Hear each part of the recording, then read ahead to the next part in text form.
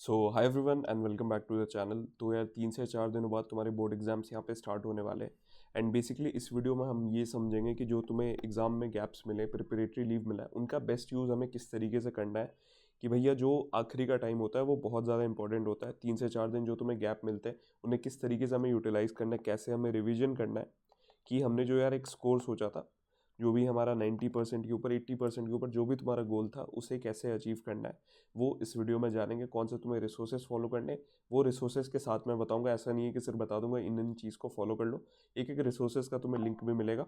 ठीक है, तो ये तुम्हारा टाइम टेबल है यार। तुम्हें पता होगा 18 से तुम्हारे एग्जाम्स यहाँ पे स्टार्ट हो रहे हैं। एंड पहला एग्जाम जो तुम्हारे इंग्लिश लैंग्वेज का है, जो बायोलॉजी से खत्म हो रहा है। ठीक है, तो सबसे पहले यार बात करते हैं इंग्लिश लैंग्वेज का। देखो, ये जितने भी हम बात करेंगे कि किस किस तरीके से हमें पढ़ना है, किस किस गैप को कितना यूटिलाइज करना है, उनमें हमारा मेन प्राइमरी फोकस 3 चीज़ों पर रहना चाहिए यार। पहले हो गए शॉर्ट नोट्स हो गए, देन प्रीवियस ईयर क्वेश्चंस हो गए, देन सैम्पल पेपर्स हो गए। ठीक है, ये तीन हमारे प्राइमरी फोकस होने चाहिए इस पॉइंट ऑफ टाइम पे। अब देखो, शॉर्ट नोट्स तुमने अगर तुम अगर लेक्चर देखते होगे, तुमने खुद के शॉर्ट नोट्स बनाए होंगे एग्जाम के ड्यूरेशन में। तुम्हारे प्री बोर्ड एग्जाम्स हुए थे या पूरे साल भर से तुमने जितने भी शॉर्ट नोट्स बनाए, वो यहाँ पे बहुत ज़्यादा यूज़ आने वाले हैं। लेंदी नोट्स हमें नहीं उठाने हैं कि एक एक चैप्टर के भाई 20-20, 25-25 पेज के नोट्स हैं। उनका अभी इस पॉइंट ऑफ टाइम पे यूज़ नहीं है, क्योंकि यार हमें बहुत सारे चैप्टर्स को यहाँ पे टैकल करना है। एंड नोट्स से ज़्यादा मेन इंपॉर्टेंट हमारा क्वेश्चन सॉल्विंग रहेगा। इसलिए हमें नोट्स सिर्फ रिविजन पर्पज़ के लिए चाहिए, देन हमें क्वेश्चन सॉल्व करने। अब देखो, कोई स्टूडेंट ऐसा होगा जिन्होंने शॉर्ट नोट्स नहीं बनाया होगा, तो उसकी भी कोई टेंशन नहीं है यार। हमने फ्री ऑफ कॉस्ट में हर एक चैप्टर के शॉर्ट नोट्स, 1 पेज नोट्स यहाँ पे बनाए हुए हैं, जो रिवीजन के लिए बेस्ट है।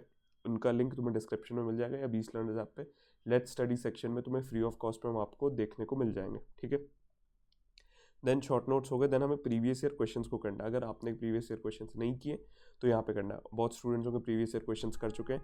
अगर प्रीवियस ईयर क्वेश्चंस आप कर चुके हैं, देन कोई एडिशनल आपके पास क्वेश्चन बैंक है या हमारे ई बुक है क्वेश्चन बैंक के, तो आप उन्हें सॉल्व करना। ठीक है, अब प्रीवियस ईयर में भी देखो यार, कोई कोई स्टूडेंट्स मेरे से पूछ रहे थे कि भैया कितने साल के प्रीवियस ईयर क्वेश्चन सॉल्व करने चाहिए। कोई बोल रहा है कि 10 साल के ऊपर के सॉल्व करो, कोई मतलब XYZ नंबर बस बोले जा रहा है कि भाई इतने साल के हमें क्वेश्चन पेपर सॉल्व करने। देखो, मैं मानता हूँ क्वेश्चन पेपर्स तुम जितने साल के सॉल्व करो वो प्रैक्टिस के लिए ठीक है। बट इस पॉइंट ऑफ टाइम के पास भाई हमारे पास लिमिटेड टाइम बचा है।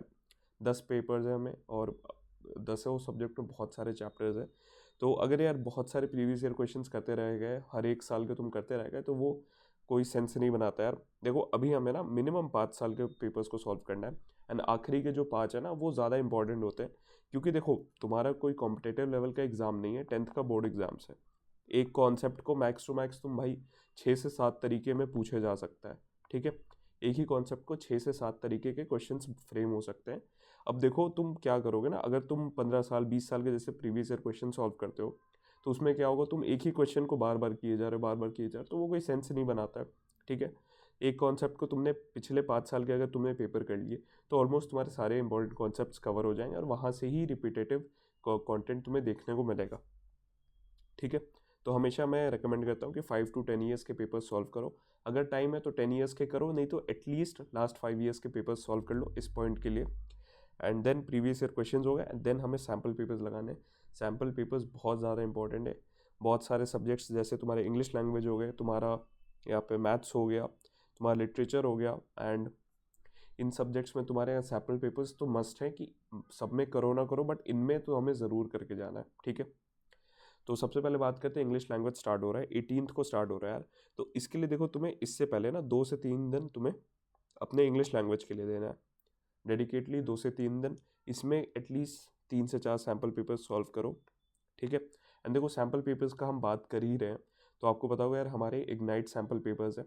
बहुत सारे स्टूडेंट्स ऑलरेडी यूज़ करें, 1000 से ज़्यादा स्टूडेंट्स ने इन सैम्पल पेपर्स को परचेज कर लिया। ये एक डिजिटल फॉर्मेट में तुम्हें 5 सेट ऑफ सैम्पल पेपर्स मिल जाएंगे, जो हमारे इग्नाइट सैम्पल पेपर्स है। एंड इसका प्राइस यार सिर्फ 79 रुपीज़ है। तुम इसे जाके परचेज कर सकते हो, तुम्हें इंस्टेंट इसका एक्सेस मिल जाएगा। एंड इसका लिंक तुम्हें डिस्क्रिप्शन में मिलेगा, या 20 लर्नर्स ऐप से डायरेक्ट तुम इग्नाइट सैम्पल पेपर्स को परचेस कर सकते हो। ये इतनी तगड़ी चीज़ है ना, हर सब्जेक्ट में हमने 5 इग्नाइट सैम्पल पेपर्स प्रोवाइड किए, जहाँ पे हमने most probable set of questions हर एक इंपॉर्टेंट कॉन्सेप्ट को टारगेट में रखते हुए, जो तुम्हारे कॉम्पिटेंसी बेस्ड क्वेश्चंस है, तुम जैसे देख सकते हो इस तरीके के तुम्हें हर तरीके के क्वेश्चंस वहाँ देखने को मिल जाएंगे इग्नाइट सैम्पल पेपर्स में। इनका लिंक तुम्हें डिस्क्रिप्शन में मिलेगा, वहाँ से जाके परचेस कर सकते हो। और अगर आप कोई स्टूडेंट हो जो 8 सब्जेक्ट के चाहते हो कि भाई मुझे एक साथ 8 सब्जेक्ट के मिल जाए, तो एक कॉम्बो ऑफर भी है, जहाँ तुम्हें 449 रुपीज़ में 8 सब्जेक्ट्स के मतलब करीब 40 पेपर्स तुम्हें सिर्फ 449 रुपीज़ में मिल जाएंगे। तो वो भी तुम कॉम्बो ऑफर भी परचेज कर सकते हो। ठीक है, ये बात हो गई यार सैम्पल पेपर्स की। इंग्लिश लैंग्वेज के लिए हमने 2 से 3 दिन दे देने हैं यहाँ पे बहुत सारे सैम्पल पेपर सॉल्व करने। एंड ये प्राइमरी फोकस भाई याद रखना, इन चीज़ों पे हमें ज़्यादा फोकस करना है, ज़्यादा रिसोर्सेज के पीछे इस पॉइंट ऑफ टाइम पे हमें नहीं भागना है। ठीक है, अब देखो इंग्लिश लैंग्वेज का पेपर हो जाएगा, तुमने ऐसे इस प्रैक्टिस कर लिए, तुम अच्छे से प्रैक्टिस करके गए थे, तो इंग्लिश लैंग्वेज का पेपर तुम्हारा अच्छा हो जाएगा। एंड जब इंग्लिश लैंग्वेज पेपर दे के आते हो, देखो पहली बात मैं हमेशा ये रेकमेंड नहीं करता हूँ कि भाई आंसर की से आके अपने आंसर्स मैच करो, वो कोई सेंस नहीं बनाता यार। एंड अगर कहीं ना कहीं कुछ गलती हुआ होगा तो तुम्हें वो तुम्हारा कॉन्फिडेंस वो कम कर देगा, एंड अगले पेपर पे वो हैम्पर हो सकता है। इस वजह से मैं हमेशा रेकमेंड करता हूँ कि आंसर की देखने की कोई ज़रूरत नहीं, तुम्हारा पेपर हो गया, अब तुम्हें नेक्स्ट पेपर पे ध्यान देना है। ठीक है, तो अब यहाँ पे हमारा इंग्लिश लिटरेचर का पेपर है। इंग्लिश लिटरेचर के लिए 2 दिन मिल रहे हैं, तो वही पैटर्न तुम्हें फॉलो करना है यार। कुछ हमारे पास शॉर्ट नोट्स है, उन्हें देखना। अब देखो ये तुम्हारे इंग्लिश लिटरेचर में प्रीवियस ईयर क्वेश्चंस तो हेल्प नहीं करेंगे। पहले के अगर तुम देखोगे तो कुछ क्वेश्चंस मैं तुम्हें दे दूंगा, जब जूलियस सीजर पहले हुआ करता था, अभी से करीब आई गेस 2010 बैच के आसपास, 2010 के आसपास इन बैचेस में जूलियस सीजर चलता था। तो उसके कुछ इंपॉर्टेंट क्वेश्चंस वगैरह सारे तुम्हें चैनल पे मिल जाएंगे। ऐसे इसमें प्रीवियस ईयर क्वेश्चंस तो तुम्हें मिलेंगे नहीं, क्योंकि न्यू कॉन्सेप्ट है, तो तुम्हें ज़्यादा क्वेश्चन बैंक पे ध्यान देना है, टेस्ट सीरीज़ वगैरह पे ध्यान देना है। इंग्लिश लिटरेचर के क्वेश्चन बैंक हमने ऑलरेडी अपलोड कर दिए हैं, उनका लिंक भी तुम्हें डिस्क्रिप्शन मिलेगा। ई बुक बंडल नेम का होगा एक, वहाँ पे MCQs और सब्जेक्टिव हर एक टाइप के हमने क्वेश्चंस प्रोवाइड किए हुए हैं। ठीक है, अब देखो मैथ्स में ना यहाँ पे हमें अच्छा गैप मिल रहा है, 9 से 10 दिनों का करीब गैप मिल रहा है, तो तुम्हें इसे किस तरीके से यूटिलाइज करना है ना। अगर मैथ्स देखो एकदम वीक है, पहले से अगर मैथ्स एकदम प्रैक्टिस करके नहीं रखे हो, तो इन 9 दिनों में तो पूरा मैथ्स पे ध्यान दो। बट मैथ्स अगर ठीक ठाक है तुम्हारा, एंड पहले से कुछ क्वेश्चंस प्रैक्टिस किए हुए थे, तो सबसे पहले हमें जो तुम हमारे यार वीक सब्जेक्ट्स है जिसमें हमने ज़्यादा ध्यान नहीं दिया और जिसमें कम प्रिपरेशन का टाइम मिल रहा है, जैसे केमिस्ट्री में देखो तुम्हें 1 दिन का टाइम मिल रहा है, तुम्हारा यहाँ पे ज्योग्राफी के लिए 1 दिन मिल रहा है, अगर यहाँ पे टोपोग्राफी तुमने पहले से नहीं किया हुआ है, तो इस टाइम में उन चीज़ों को हम कवर कर सकते हैं। टोपोग्राफी इस पॉइंट ऑफ टाइम के लिए मत रखना, यहाँ पे सिर्फ थ्योरी वहाँ पे रिवाइज करेंगे। ठीक है, टोपोग्राफी वगैरह तुम यहाँ पे प्रैक्टिस कर सकते हो। एंड इन 9 दिनों में बेसिकली तुम कॉम्बिनेशन के वाइज यार चल सकते हो। और देखो जितने तुम्हारे स्टडी गैप्स होते हैं ना, ठीक है, मान लो 4 दिन का स्टडी गैप है, तो सब्जेक्ट वाइज हमें इस तरीके से डिवाइड करना है कि 4 दिन का अगर स्टडी गैप है तो उसे 3 दिन ही मानो, और 3 दिन में ही हमें टैकल कर लेना। अब जहाँ 2 या 1 दिन है तो वो तो बात ही अलग है, बट जहाँ तुम्हें 4 दिन मिल रहे हैं, 3 दिन का ही तुम्हें स्टडी प्लान बनाना है, चैप्टर्स को डिवाइड करना है उन अकॉर्डिंग। अब देखो मैं तो तुम्हें चैप्टर्स नहीं बता सकता, क्योंकि हर स्टूडेंट का कोई चैप्टर वीक होगा तो कोई चैप्टर स्ट्रॉन्ग होगा, तो वो तुम्हें अपने अकॉर्डिंग उन चैप्टर्स को डिवाइड करना है एंड उन चैप्टर्स के क्वेश्चंस को सॉल्व करना है। ठीक है, ये हो गया भाई मैथ्स में जो गैप है। अब यहाँ पे तुम्हें रिलैक्स मोड पे नहीं चल जाना है, क्योंकि बहुत सारे स्टूडेंट्स यहाँ पे रिलैक्स मोड पे चले जाएंगे। भाई 9 से 10 दिनों का गैप मिल गया है, आखिरी के 3-4 दिन में पढ़ेंगे और फिर पैनिक क्रिएट होगा, तो ये चीज़ हमें नहीं करना है, हमें डे 1 से यहाँ पे पढ़ना होगा। ठीक है, देन हिंदी के लिए तुम्हें 1 दिन का टाइम मिला यार, प्लीज़ हिंदी में ध्यान देना। बहुत स्टूडेंट्स के पेपर छूटते हैं, इसलिए सैम्पल पेपर सॉल्व करके जाना। आई नो ICSE के स्टूडेंट्स बहुत ज़्यादा इग्नोर करते हैं हिंदी के पेपर को, बट इस पे ध्यान देना, बहुतों के मार्क्स कटते हैं एंड बहुत के यार यहाँ पे पेपर्स भी छूटते हैं, इसलिए प्रैक्टिस करने की बहुत ज़्यादा ज़रूरत है। ठीक है, फिर हिस्ट्री सिविक्स के लिए 3 दिन है, काफ़ी है। यहाँ पे शॉर्ट नोट्स बहुत ज़्यादा ज़रूरी है, क्योंकि बड़े बड़े थ्योरीज होते हैं, बहुत कुछ हमें याद रखना होता है। एंड हमेशा मैं बोलता हूँ आंसर्स जब भी लिखना है, हमें यहाँ पे बुलेट पॉइंट्स में आंसर्स लिखने हैं, लंबे लंबे पैराग्राफ्स नहीं लिखने। एग्जामिनर लंबे पैराग्राफ्स देख के यार वो मत सोचो कि जितने लंबे हम आंसर लिखेंगे उतने ज़्यादा मार्क्स मिलेंगे, ऐसा नहीं है, तुम्हें यहाँ पे पॉइंट्स में लिखना है। ठीक है, इस तरीके से इधर के सब्जेक्ट्स भी तुम्हारे कवर हो जाएंगे, उसी तरीके से जो हमने बताया था, प्राइमरी फोकस हमें रखना है एंड क्वेश्चन ज़्यादा से ज़्यादा सॉल्व करना है। कंप्यूटर एप्लीकेशंस में ध्यान देना, क्लास 9th का कॉन्सेप्ट तुम्हारा अच्छे से क्लियर हो, तभी अच्छे से कर पाओगे। ठीक है, एंड फिर केमिस्ट्री के लिए जैसा मैंने बताया, यहाँ मैथ्स वाले में तुम एडजस्ट कर सकते हो, उसे थोड़ा रिवाइज कर सकते हो और पहले से भी रिविजन स्टार्ट कर सकते हो।